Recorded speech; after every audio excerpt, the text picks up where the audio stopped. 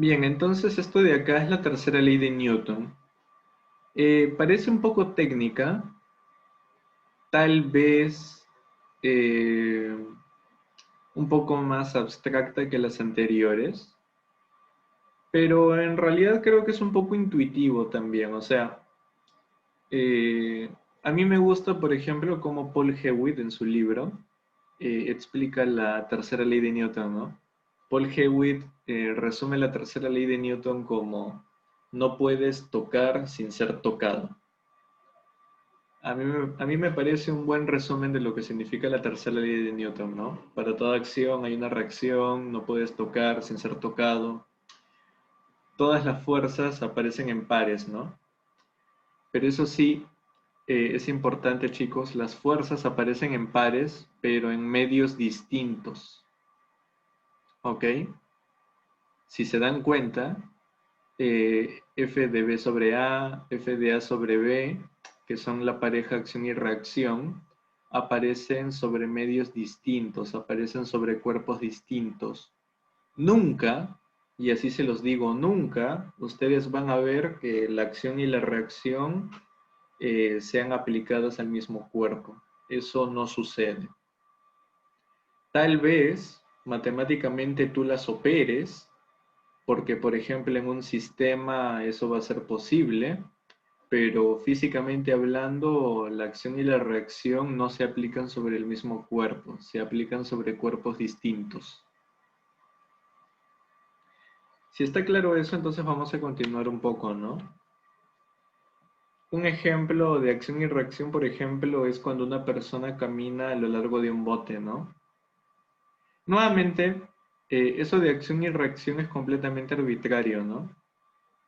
Si ustedes gustan, pueden llamarle a esto de acá acción y a esto de acá le pueden llamar reacción. A ver, creo que una manera más inteligente de borrar es así.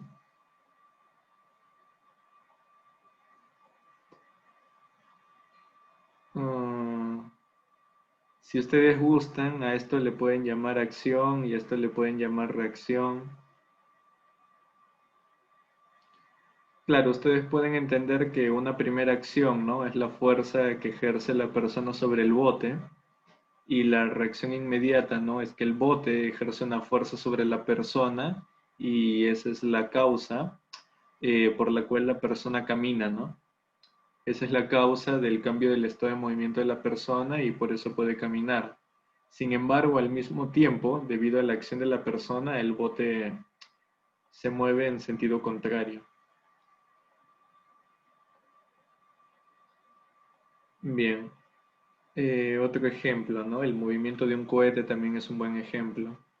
Cuando un cohete está en movimiento, lo que hace es quemar combustible y expulsa gas muy caliente en su propulsor. La expulsión de ese gas muy caliente por su propulsor es una acción y como reacción que obtenemos, como acción tenemos que el propio aire empuja al cohete. Y esa es la razón por la cual el cohete avanza, ¿no? Ahora, una observación muy interesante que algunas personas se hacen es, Arián, me dicen, ¿no? Esto de acá tiene sentido mientras el cohete se encuentre en un medio donde hay aire, es decir, mientras se encuentre en la atmósfera terrestre. Pero cuando el cohete se encuentra en el espacio, ¿cómo es posible que el cohete avance si ya no hay un aire que empuje al cohete? Esa es una muy buena pregunta.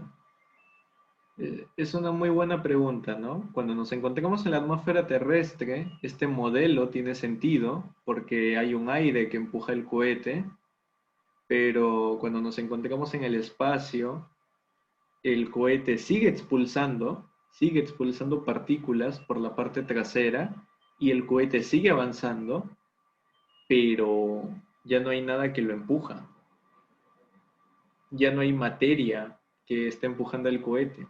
Entonces, ¿por qué termina siendo empujado? ¿Cuál es la causa de su aceleración?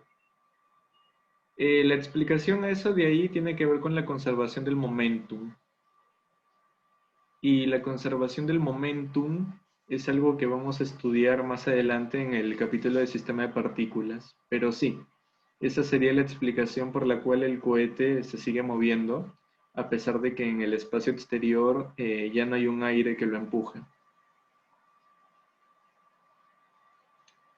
Bien. Ahora vamos a ver la ley de gravitación universal de Newton.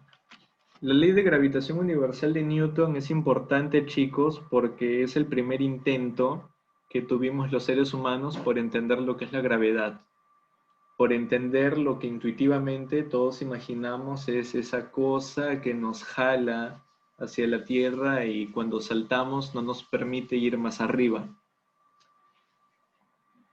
Bien, Newton describió de manera muy precisa esta fuerza, ¿no? Que sería la responsable de la gravedad. La describió, ¿no? De la siguiente manera. La fuerza de atracción gravitacional sería una tal que su módulo, ¿sí? El módulo de esta fuerza con la que se atraen los dos cuerpos con masa es directamente proporcional al producto de sus masas e inversamente proporcional al cuadrado de la distancia que separa sus centros. Es decir, tenemos esta situación, ¿no? Tenemos dos cuerpos con distinta masa tal vez, separados una cierta distancia r, y ambos van a sentir la misma atracción gravitacional. Espero se estén convenciendo de eso por la tercera ley de Newton. Ambos cuerpos sufren la misma fuerza y matemáticamente esa fuerza está dada por esta expresión, ¿no? La fuerza es directamente proporcional al producto de las masas, ahí lo ven, y inversamente proporcional al cuadrado de la distancia que los separa. Por supuesto, esta proporcionalidad tiene una constante, y esa constante se le bautizó como G, la constante de gravitación universal. Y experimentalmente sabemos que esa constante vale más o menos 6.67 por 10 a la menos 11. ¿Ok? Eso es muy importante, chicos, porque es debido a lo ridículamente pequeña que es esta constante que nosotros no sentimos la atracción gravitacional entre cuerpos con una masa pequeña, ¿no? Porque cuando uno aprende la ley de gravitación universal de Newton, es un poco normal preguntarse, a ver, si esto de acá es cierto, entonces, ¿por qué no me estoy atrayendo con mi audífono o con mi teclado o con mi mouse o con las demás personas si todos nosotros tenemos masa y estamos bien cerca? La razón por la cual no te atraes gravitacionalmente con todo aquello que tiene masa es porque esta constante es ridículamente pequeña. Por ejemplo, ¿no? Si tú tuvieras dos masas, ambas de 1 kilogramo, y 1 kilogramo es una masa considerable en el día a día, separadas 1 metro, ¿qué fuerza, qué atracción gravitacional sentirían esas masas? La atracción gravitacional que sentirían es 1 por 1 sobre 1 al cuadrado 1 por g. O sea, la fuerza gravitacional que terminan sintiendo es g. ¿Y cuánto es g? G es 6.67 por 10 a la menos 11. O sea, terminan sintiendo una fuerza de 0.000, puntos suspensivos, 667 newtons. ¿Se dan cuenta? Es por esta constante, es por ese valor ridículamente pequeño que nosotros no sentimos atracción gravitacional con los demás cuerpos que tienen masa en el día a día. De hecho, la única manera en la que tú podrías sentir atracción gravitacional es que te encuentres interactuando con un cuerpo cuya masa es gigantesca, ¿no? Como la Tierra. La Tierra es el perfecto ejemplo de un cuerpo cuya masa no podemos ignorar.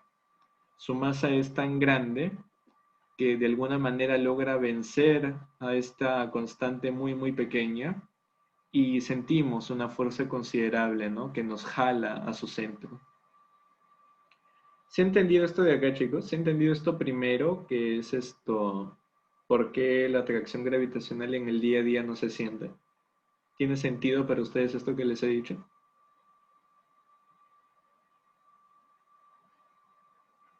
Los leo en el chat.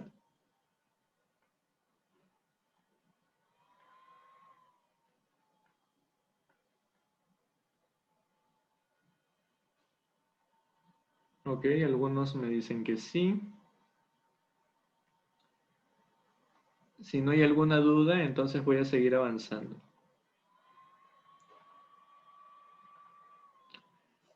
Bien, entonces la atracción gravitacional que sufren todos los cuerpos de la Tierra está dada por esta expresión.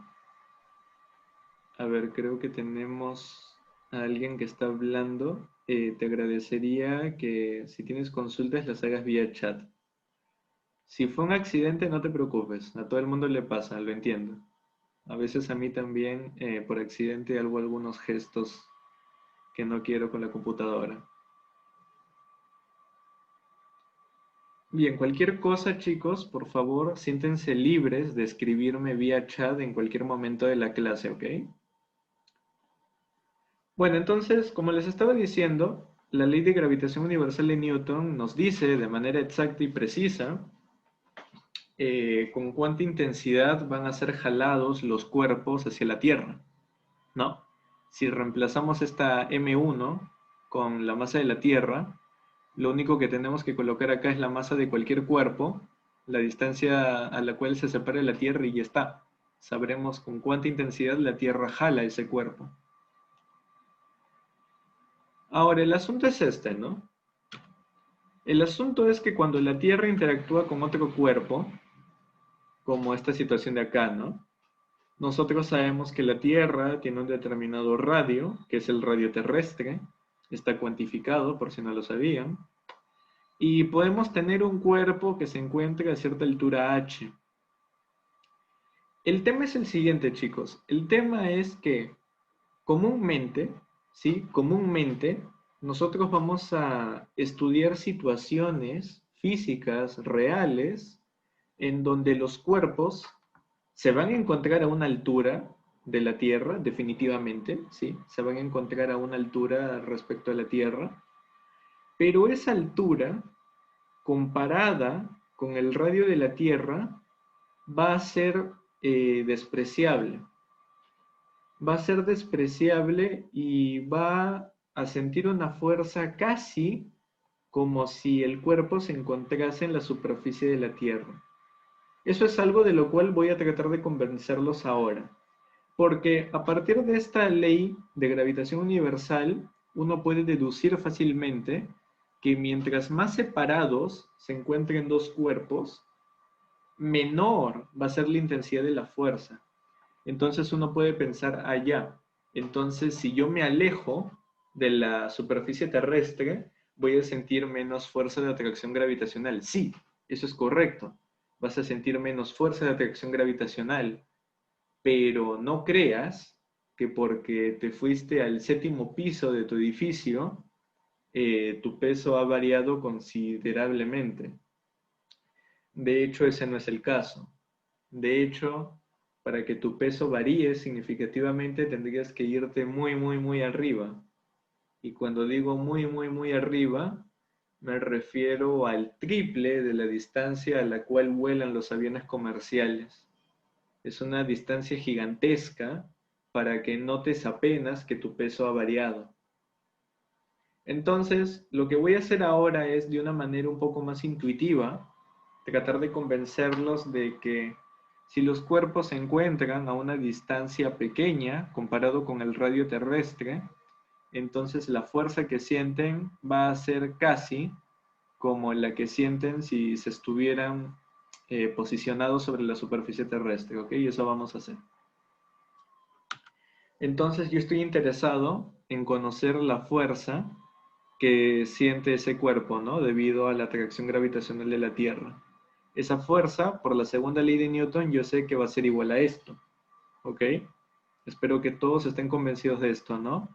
mt es masa de la Tierra, rt es radio terrestre. Bien. Pero el punto es el siguiente, ¿no? Mi punto es que la altura a la cual se van a encontrar los cuerpos es ridículamente pequeña si la comparo con el radio que tiene la Tierra. Entonces, si la altura a la cual se encuentran los cuerpos es muy pequeña comparada con el radio que tiene la Tierra, entonces yo puedo aproximar esta expresión, que es el radio de la Tierra más h, con simplemente radio de la Tierra. Claro, si h es muy, muy, muy pequeño, mucho más pequeño que el radio de la Tierra, entonces esta suma va a ser prácticamente lo mismo que RT.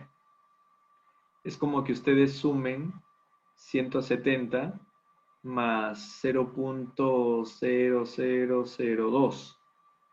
Prácticamente eso es 170. Aproximadamente, ¿no? Eso es lo que yo les estoy diciendo. Entonces, siguiendo esa lógica, la atracción gravitacional que sufre el cuerpo puede ser simplificada a esta expresión. ¿Ok? Fíjense que lo único que estoy haciendo es hacer 0 al h, ¿no? Lo estoy despreciando. Y simplemente me queda esto. Y eso de ahí, jóvenes, esto que está acá, es lo que se define, es lo que se bautiza como G. ¿Qué G, profesor? Ustedes dirán. El G que estudiamos en el capítulo de cinemática. Ese G que nosotros estudiamos como la aceleración de la gravedad cerca de la superficie terrestre, que aproximadamente vale 9.81, es esto. Por definición es esto. Porque esto de acá es algo que se puede calcular, chicos. La masa de la Tierra la conocemos. Es 5.972 por 10 a la 24 kilogramos. El radio de la Tierra lo conocemos. Es 6.371 kilómetros, aunque en los exámenes de admisión lo redondean a 6.400 kilómetros. Ya, si ustedes reemplazan estos valores, junto con la constante de gravitación universal, lógicamente en esta expresión, obtienen el famoso valor de G, 9.8 metros por segundo al cuadrado, también conocido como el módulo de la aceleración de la gravedad terrestre. Bien, entonces, esto de acá es importante, ¿no? Ahora, cada vez que nosotros querramos referirnos a la atracción gravitacional que sufre un cuerpo, siempre y cuando el cuerpo se encuentre a una altura despreciable, podremos decir sencillamente que su peso, su atracción gravitacional respecto a la Tierra es mg, con g aproximadamente 9.8, 9.81. Bien, entonces aquí aprovecho y les doy de una vez la definición del peso. ¿Qué cosa es el peso? Importantísimo, el peso es una fuerza. Es la fuerza con la que la Tierra atrae a un cuerpo. Su dirección apunta al centro de la Tierra. Normalmente, esto va a significar en nuestros modelos que va a ser vertical hacia abajo. Y va a estar dada por supuesto, por mg. Esto de acá, chicos, ¿se entendió? ¿Se entendió por qué nosotros de ahora en adelante vamos a decir que el peso de un cuerpo va a ser simplemente mg? Viene de la ley de gravitación universal de Newton y viene de despreciar la distancia sobre la cual se encuentra de la superficie terrestre. Bien, si se ha entendido eso, de todas maneras yo les dejo a ustedes una tarea a manera de problema propuesto. ¿Cuál es el problema propuesto que yo les dejo? Para que ustedes se convenzan que el peso, que la variación del peso conforme un cuerpo sube es despreciable, para que ustedes se convenzan de eso, les dejo el siguiente ejercicio. Determine a qué altura el peso de un cuerpo alcanza el 99% de su peso a nivel de la superficie terrestre. ¿Qué cosa les estoy preguntando? Lo siguiente, ¿no? Ustedes acá tienen la Tierra, acá tienen un cuerpo y saben que este cuerpo sufre una determinada fuerza, ¿no? Esa fuerza que sufre es la que le denominamos mg. Lo que yo les estoy preguntando es, ¿qué tan lejos se tiene que ir ese mismo cuerpo para que ahora sienta un peso del 99% de lo que tenía inicialmente? O sea, lo que yo les estoy preguntando es a qué distancia el peso de un cuerpo disminuye en 1%. Luego de que calculen esa distancia, por favor, compárenla con la altura a la cual vuelan los aviones comerciales y la altura del edificio más alto del mundo. Comparen esta distancia con esas dos altitudes y convénzanse de que la variación del peso es despreciable, ya sea que nos encontremos analizando una situación en el 7º piso o en el último piso del edificio más alto del mundo, incluso si nos encontramos adentro de un avión. Es sencillamente, se van a sorprender, yo creo que se van a sorprender. Así que importante este problema propuesto, este problema manera de tarea para ustedes, para que se convenzan de lo despreciable que es la separación, la variación del peso, ¿no? Con la separación de la Tierra. Bien. Bien, chicos, entonces ahora lo que vamos a hacer es estudiar otras fuerzas que vamos a estudiar en la mecánica. ¿Ok? Ya hemos comenzado con una muy importante. El peso es una fuerza con la que uno suele lidiar en situaciones de dinámica, en general en modelos físicos. El peso aparece frecuentemente ya que todas las cosas sienten la gravedad de la Tierra. Sin embargo, hay otras fuerzas que también va a ser bueno que conozcamos. Por ejemplo, la fuerza normal, ¿no? ¿Qué cosa es la fuerza normal? La fuerza normal es la fuerza debido a la resistencia que hace un cuerpo a ser atravesado. Aparece siempre y cuando dos cuerpos se encuentren en contacto. ¿Qué quiere decir esto? Por favor, esto de acá simplemente quiere decir que sin contacto no existe normal, ¿ok? Es lo único que ahí dice. Sin contacto no existe normal, pero que haya contacto, como les voy a presentar en otra clase seguramente, que haya contacto no quiere decir necesariamente que exista normal. ¿Por qué? Porque se tiene que cumplir lo primero, ¿no? Se tiene que cumplir que haya una resistencia a ser atravesado. Suena un poco contradictorio y tal vez un poco contraintuitivo lo que les estoy diciendo, pero es verdad. Existen situaciones en donde dos cuerpos están en contacto, pero ninguno intenta atravesar el otro y por ende no hay una fuerza normal. Ahora, lógicamente, si entre los cuerpos no hay contacto, no lo duden, no existe ninguna normal. Ahora, la fuerza normal tiene propiedades importantes. Su dirección es perpendicular a las superficies que están en contacto y su sentido es de tal forma que los cuerpos se empujan mutuamente. Ahí, por ejemplo, les muestro el gráfico, ¿no? De la normal que siente ese rocón debido a la superficie de la Tierra y debido a una persona que está apoyada. Siempre la fuerza normal se caracteriza por eso, ¿no? Perpendicular a las superficies de contacto. Y siempre representando un empuje, ¿no? Un empuje. La señora al apoyarse se está empujando sobre la Tierra, de ahí su dirección. La superficie de la Tierra sobre la cual descansa la piedra también está empujando a la roca, de ahí su dirección. ¿Ok?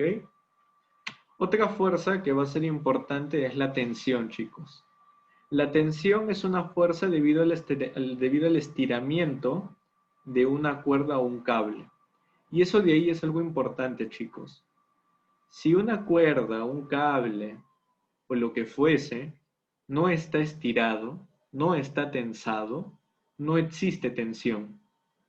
Esto de acá creo que es un poco intuitivo, pero creo que es importante remarcarlo. Si ustedes tienen una cuerda, yo de momento no tengo una, pero a ver, creo que puedo conseguir una. Ah, ok, ok. Esto de acá, por ejemplo, ¿no? Evidentemente, sí chicos, evidentemente, cuando esta cuerda, este pedazo de cable, mejor dicho, no está tensado, evidentemente no ejerce ninguna fuerza sobre mi mano. Para que exista una fuerza, la cuerda tiene que estar estirada, tiene que estar tensada. De lo contrario, no hay tensión. Estas cosas, por supuesto, yo espero obedezcan, ¿no?, a su sentido común. La física, como se pueden dar cuenta, es el estudio de cómo funciona el universo y muchas de sus ideas de cómo funciona el universo no son erradas. Tal vez algunas sí necesitan afinarse, pero no todas son erradas. Bien, ahora la tensión tiene una propiedad interesante. Su dirección es a lo largo de la cuerda y su sentido es de modo que la cuerda jala al cuerpo al cual está atado. Claro, esto de acá también es de sentido común, ¿no? Las cuerdas evidentemente no empujan. De hecho, si la cuerda tratase de empujar, no tendría mucho sentido, ¿no? Miren, yo trato de que la cuerda empuje mi mano izquierda y no puedo. Por más que hago mi mayor esfuerzo para que la cuerda empuje mi mano izquierda, no puedo. Las cuerdas, por sentido común, nuevamente espero lo tomen, solo pueden jalar.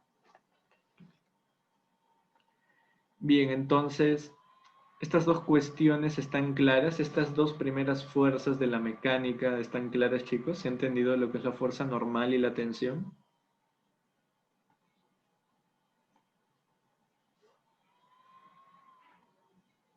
¿O hay alguna pregunta?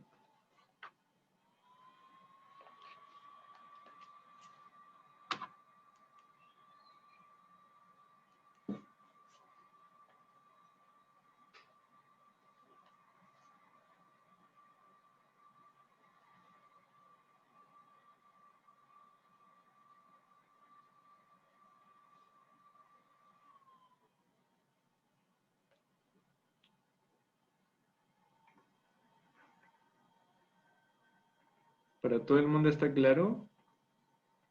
Bueno, aparentemente sí, vamos a continuar. Otra fuerza que es importante en mecánica, chicos, es la fuerza elástica, que es la fuerza debido a los resortes, ¿no? A ver, vamos a leer. Fuerza debido al estiramiento. Una palabra más técnica para estiramiento es tracción.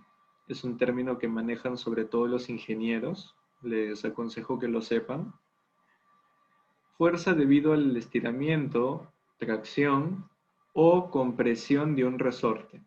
Ya, ahora, si ustedes están preguntando si existe una palabra más técnica que compresión, hasta donde yo sé, no.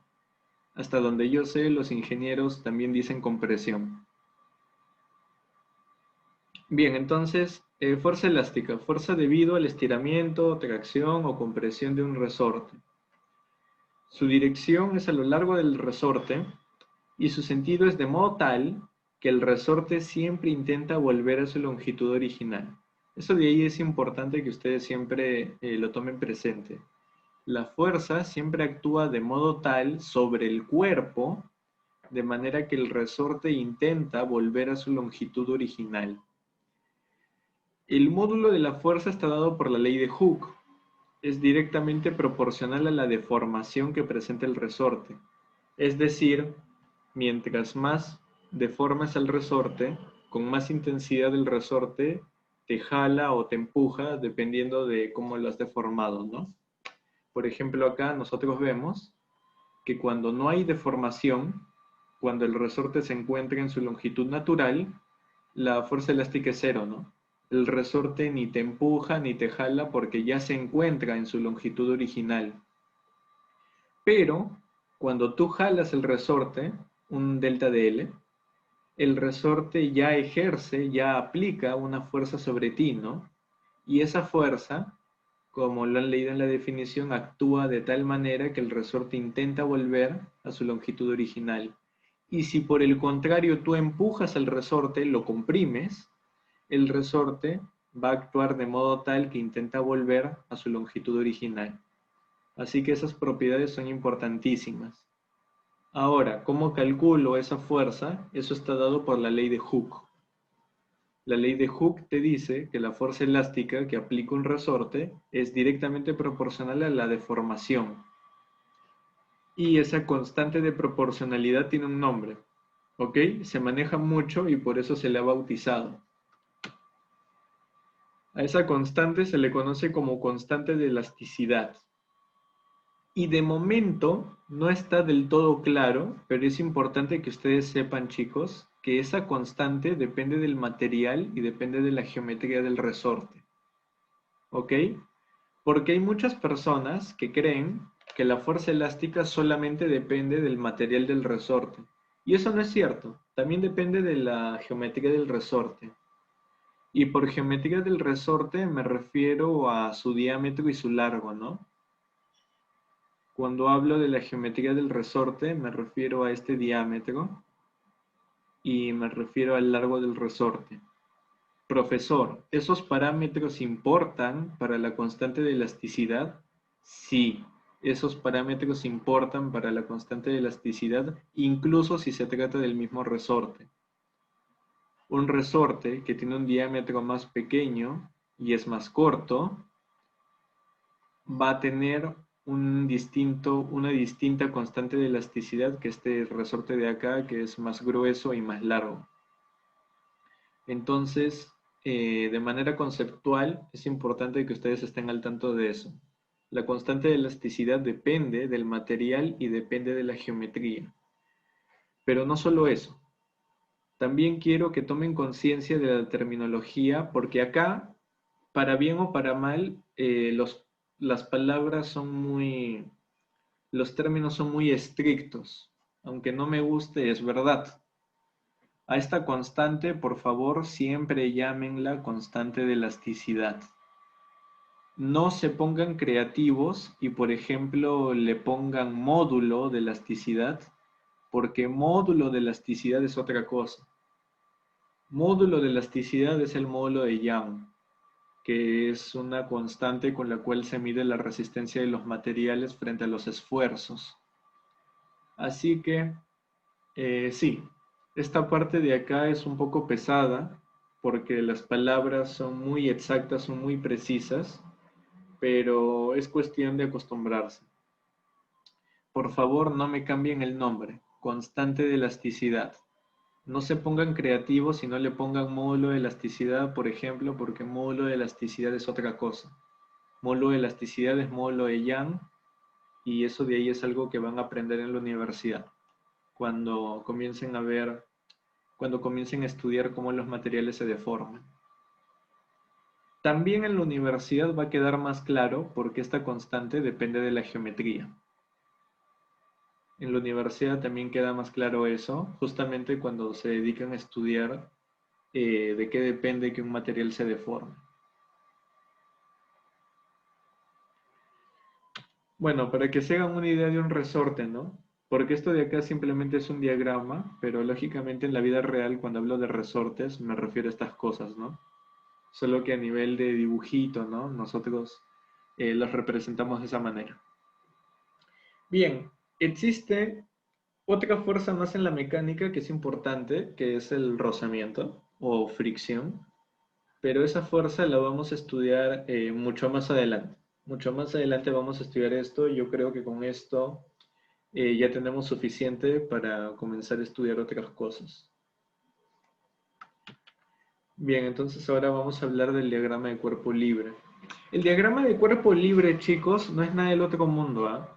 El diagrama de cuerpo libre simplemente es un diagrama donde tú aíslas un cuerpo que te interesa estudiar lógicamente del universo, ¿no? Aíslas un cuerpo del universo y solo te concentras en analizar las fuerzas externas que actúan sobre él.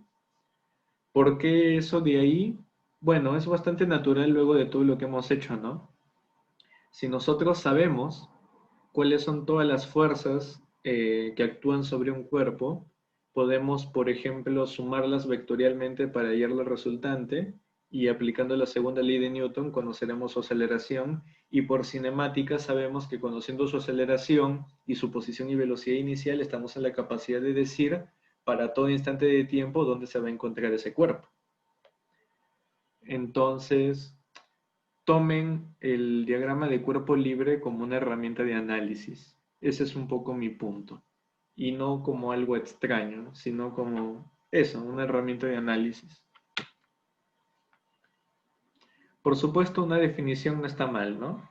Esquema por el cual se representan gráficamente todas las fuerzas que actúan sobre un cuerpo. Ahora, este procedimiento, esta receta, no están obligados a seguirla al pie de la letra, pero creo que es una buena sugerencia si ustedes no saben por dónde empezar. Ya luego con la práctica ustedes se darán cuenta de que esta receta puede ser modificada, ¿no? Pero de momento, si están en blanco, creo que esta es una buena sugerencia. Primer paso, aislar el cuerpo del sistema. Luego, graficar el peso, ¿sí? La primera fuerza que yo les recomiendo graficar es el peso. Y luego, ¿qué más les recomiendo? Que si existen superficies de contacto, grafiquen las fuerzas normales en caso haya fuerzas normales, ¿no? Asimismo, si existen cuerdas o cables, graficar las fuerzas de tensión. Y si existen resortes, graficar las fuerzas elásticas. Lógicamente, las cuerdas y resortes tienen que tener algún contacto con el cuerpo, ¿no? De otro modo, no cabe la posibilidad de graficar esas fuerzas.